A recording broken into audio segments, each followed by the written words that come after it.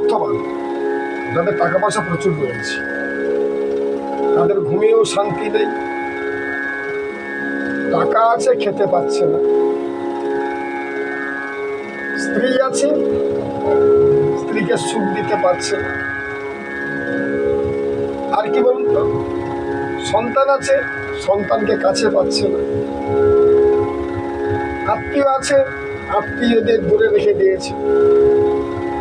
বন্ধু বান্ধব শত্রু, বডিগার্ড শত্রু। ঘুমিয়ে রয়েছে, ঘুম হচ্ছে না, রোগে ভরপুর। কি হবে উপায়?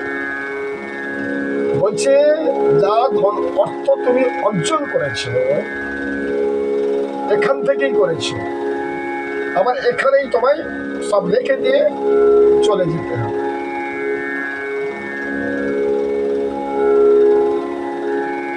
ধন জন যৌবন তিনজন নহে আপনজন, এরা হলো ক্ষণস্থায়ী।